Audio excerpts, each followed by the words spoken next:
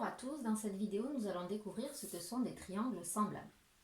Alors voici la définition des triangles semblables. Ce sont des triangles dont les angles sont égaux 2 à 2. Alors on va regarder ce que ça donne. J'ai tracé un triangle qui a pour mesure d'angle 50 degrés, 70 degrés et 60 degrés. Puis j'ai voulu tracer un triangle qui lui est semblable, donc avec les mêmes mesures d'angle.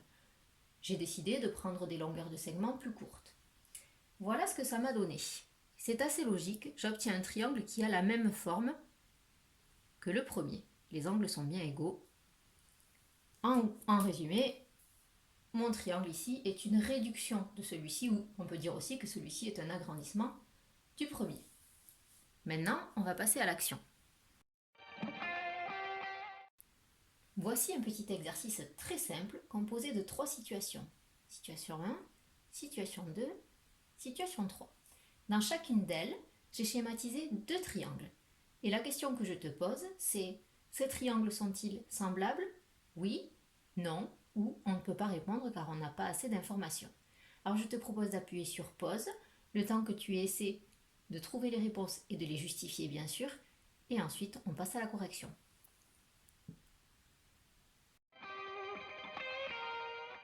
On passe à la correction de la première situation. Alors, la chose à ne surtout pas dire, c'est: je vois que les triangles ont la même forme, donc ils sont semblables. Ou inversement, je vois qu'ils n'ont pas la même forme, donc ils ne sont pas semblables. Tu sais qu'il ne faut pas se fier à ce que l'on voit. En mathématiques, on prouve. Et d'ailleurs, ceci n'est qu'un schéma, donc il va falloir se servir des informations dont on est certain. Ici, on n'a pas de mesure d'angle, par contre, on a des codages. Et les codages indiquent que certains angles sont égaux. Alors regardons par exemple en vert, l'angle qui a pour sommet B, c'est-à-dire CBA. On se souvient que le sommet se note au milieu. Donc l'angle qui a pour sommet B, c'est CBA. En vert, il est égal à l'angle qui a pour sommet F, donc EF ou DEF, peu importe, donc F est au milieu. Donc on a une paire d'angles égaux. En violet, l'angle qui a pour sommet A, BAC, est égal à l'angle violet aussi en bas, EDF. Et pour finir, l'angle en bleu, PCA en haut est égal à l'angle qui a pour sommet E. On a bien 3 paires d'angles égaux, donc oui, les triangles sont semblables.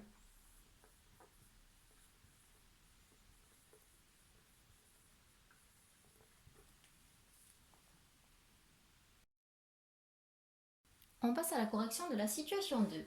Alors ici, on a une égalité d'angle en rouge. L'angle qui a pour sommet G est égal à l'angle qui a pour sommet J, et tous les deux valent 30 degrés. On a aussi l'égalité des angles droits. L'angle qui a pour sommet H est égal à l'angle qui a pour sommet K, et tous les deux valent donc 90 degrés. On pourrait penser qu'on ne peut pas aller plus loin, qu'on ne peut pas conclure, puisqu'on n'a pas la mesure des 2 autres angles de chaque triangle. Sauf que il y a une propriété qui remonte à l'année de 5e, qui dit que dans un triangle, la somme des angles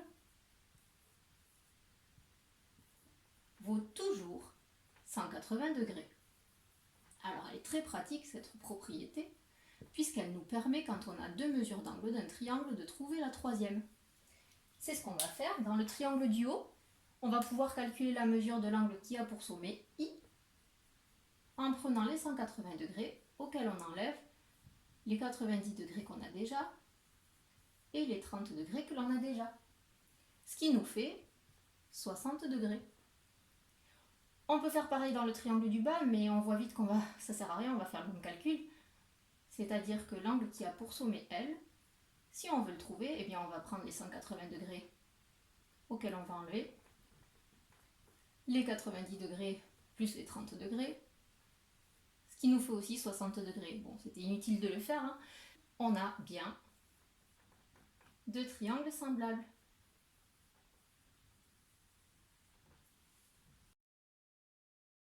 Alors dans cette situation, on a 2 angles égaux, marqués en bleu, et ensuite on a 2 angles qui ne sont pas égaux. On a 110 degrés dans le triangle du haut et 40 degrés dans le triangle du bas.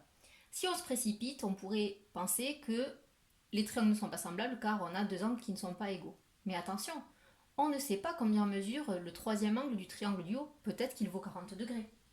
Alors je dis on ne sait pas, mais si, on peut savoir. On vient de voir dans la situation 2 que la somme des angles d'un triangle vaut toujours 180 degrés. Et donc, on va pouvoir calculer la mesure de l'angle qui a pour sommet O.